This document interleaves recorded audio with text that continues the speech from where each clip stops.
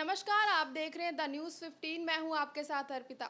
दिल्ली के चुनाव जोरों पर हैं, ऐसे में किसान मंच एक अहम भूमिका निभाएगी। इस वक्त हमारे साथ मौजूद हैं सुधीर कुमार जी, जो कि किसान मंच के राष्ट्र सचिव रह चुके हैं, जो कि किसानों के दर्द को बखूबी जानते हैं और उनके उनके साथ रह के उनके दर्द को ये बेहतर जानते हैं हमसे सबसे। तो इनसे बातचीत करके जानेंगे। सर, बहुत बहुत स्वागत है आपका। धन्यवाद।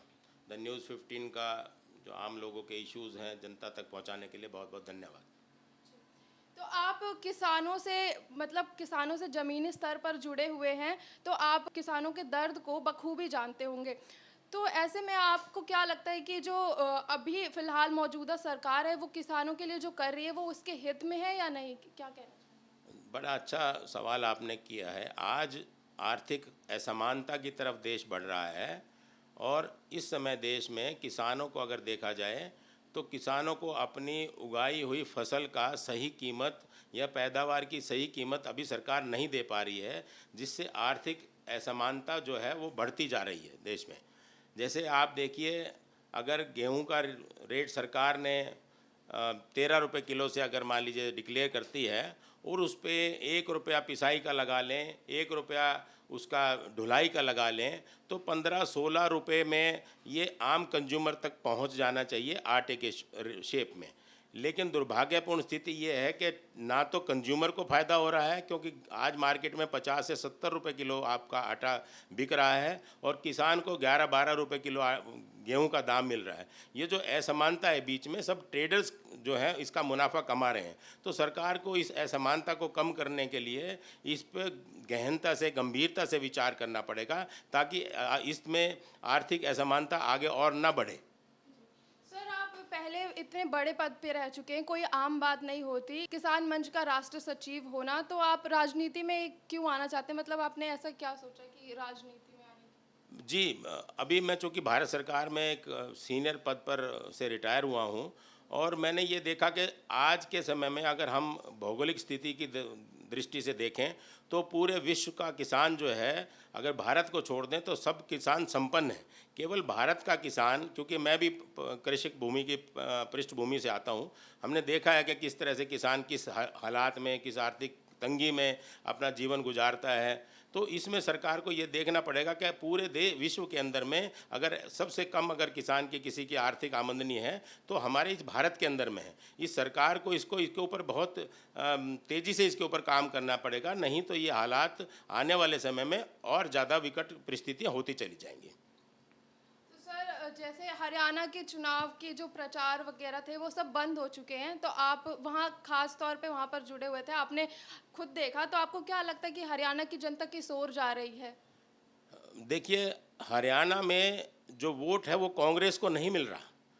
वोट कांग्रेस को नहीं मिल रहा। वोट इसलिए मिल रहा है कांग्रेस को क्योंकि सरकार के खिलाफ एक कांग्रेस के जो किसान हैं पूरे प्रदेश के, वो एकजुट हैं। क्योंकि जिस देश में बॉर्डर टू बॉर्डर भी अगर किसान को जाने के अंदर सरकार पाबंदी लगा दे, अभी मैं पिछले मंगलवार को शंभू बॉर्डर का मैंने दौरा किया था, वहाँ की हालात किसी पाकिस्तानी या चाइना बॉर्डर से भी गंभीर स्थिति है।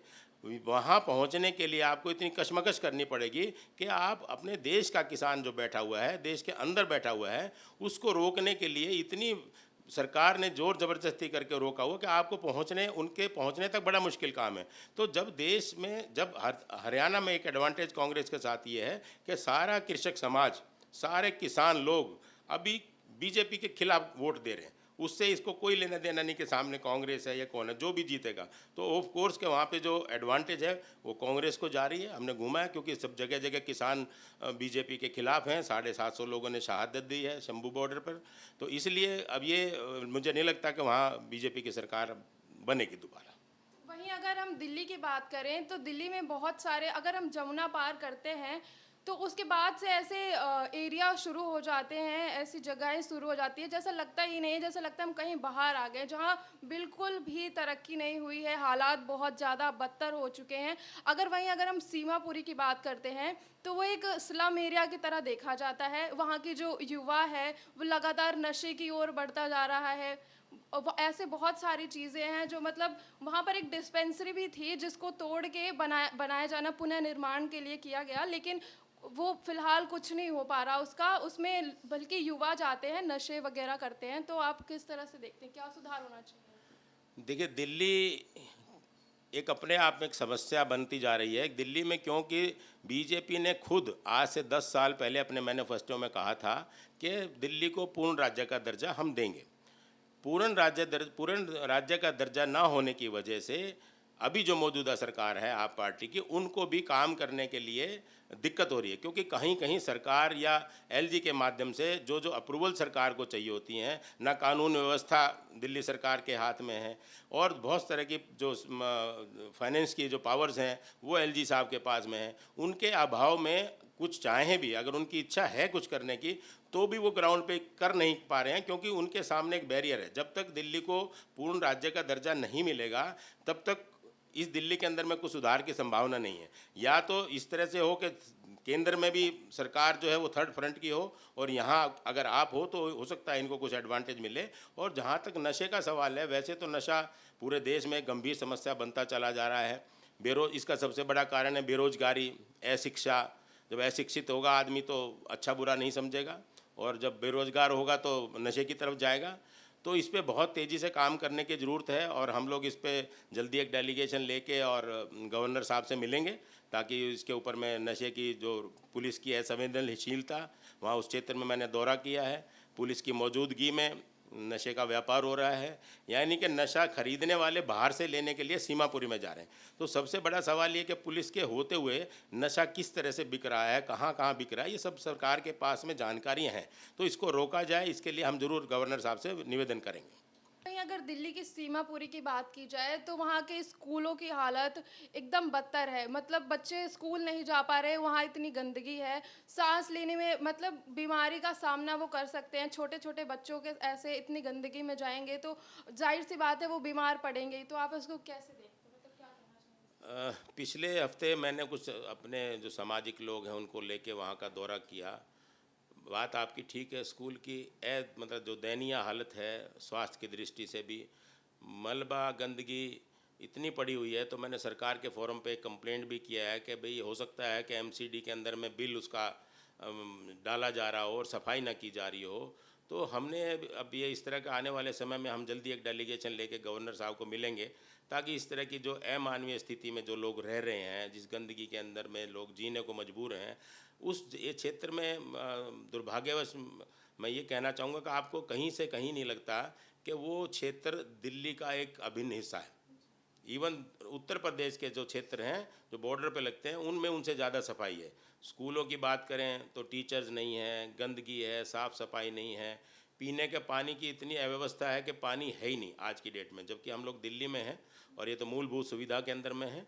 तो जल्दी ही इसके लिए हम सरकार से मांग करेंगे कि लोगों के लिए, बच्चों के लिए साफ़ सफाई का इंतजाम करें, और पानी की व्यवस्था और टीचर्स की, अध्यापक की व्यवस्था वहाँ की जाए। कोई अध्यापक जाने को तैयार नहीं है, अमानवीय स्थिति है रहने के लिए वहाँ पर। तो जल्दी हम लोग सरकार से बात करेंगे इस विषय पर। सर वहीं अगर वहाँ की सड़कों की बात की जाए तो खड्डे, जैसे कि अभी एक हादसा भी हुआ, उसमें एक गाड़ी गिर गई, तो आप कैसे उसको सुधार लाया जा सकता है, उसमें क्या कुछ बेहतर किया जाता है, आप क्या कहना चाहेंगे? इसमें बहुत कुछ करने की संभावना है। वहाँ जो सरकार है उसकी असंवेदनशीलता दिखाई देती है।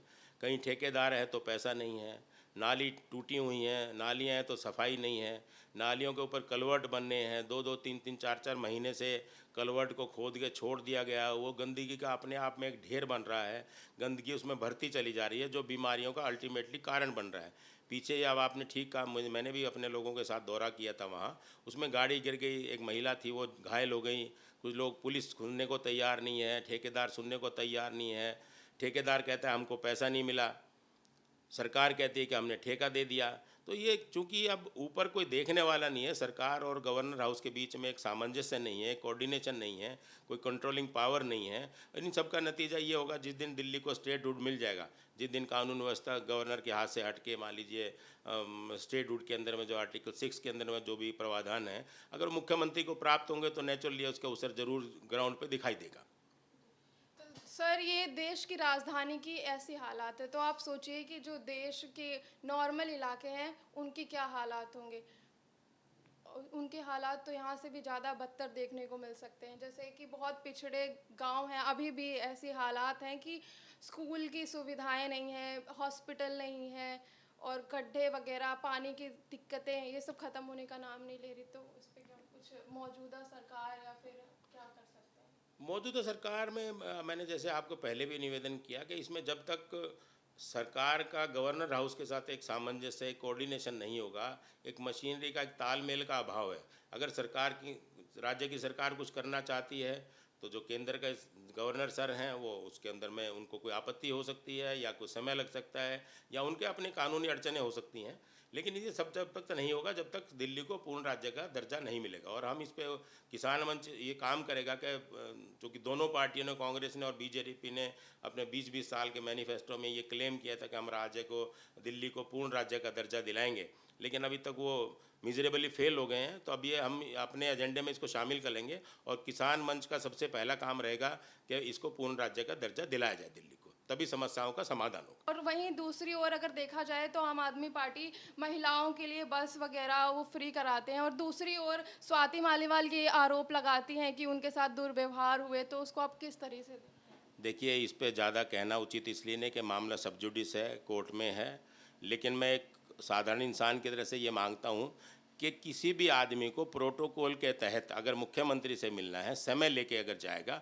तो मुख्यमंत्री ज़रूर मिलेंगे। और स्वाति मालीवाल का जो इशू है वो चूँकि कानून के अंडर अभी उसकी प्रक्रिया जारी है, कोर्ट के अंदर मामला है, विचाराधीन है, तो जो भी होगा सरकार उस पर कार्रवाई करेगी, कानूनी रूप से जो भी कार्रवाई करेगी वो सरकार करेगी। लेकिन मेरा ऐसा मानना है कि स्वाति मालीवाल ने बिना प्रोटोकॉल के, बिना टाइम लिए वहाँ जाकर हत्थापाई का कोई मतलब नहीं होता। तो ये तो एक जांच का विषय है, उस पर पुलिस और केंद्रीय कानूनी एजेंसियां जांच कर रही हैं, जो भी निकलेगा उसके हिसाब से कार्रवाई की जाएगी। वहीं अगर हम आम आदमी पार्टी की बात करें तो उनके ज़्यादातर नेता जेल में रह के आ चुके हैं, खुद अरविंद केजरीवाल जेल जाके आ चुके हैं। तो आप इसको किस तरह से देखते हैं? देखिए, राजनीतिक आदमी का जेल जाना, जेल भेजना और जेल आना, ये सब हर आदमी का अपना नज़रिया है। मेरा इसमें नज़रिया ये है कि अभी अगर वर्तमान में अगर बात करते हैं इस सरकार की, केंद्र की, तो जितने भी लोगों को अभी तक जेल में डाला गया है वो सब राजनीति से प्रेरित मामले लगते हैं कि कोर्ट ने भी इस तरह के स्ट्रिक्चर्स पास किए हैं कि बिना किसी जानकारी के, बिना किसी कानून के अभाव में पीएमएलए के अंदर में, चूँकि ऐसे कानून में प्रावधान है कि उसकी 6 महीने तक जमानत नहीं होगी, तो पीएमएलए में 6 महीने तक जमानत नहीं होगी, उसको उठा के आदमी को राजनीतिक रूप से अंदर डाल दिया जाता है। और नतीजा आपके सामने है कि जमानत तो हुई, देर से हुई, लेकिन जमानत हुई। तो ये तो आने वाला वक्त ही बताएगा कि सुधीर कुमार को दिल्ली की जनता चुनती है या नहीं। वैसे ईस्ट दिल्ली की बात करी जाए तो ईस्ट दिल्ली की हवा सुधीर कुमार जी के पक्ष में चल सकती है। बाकी ये तो चुनाव के नतीजे ही बताएंगे कि दिल्ली में किसकी सरकार आएगी।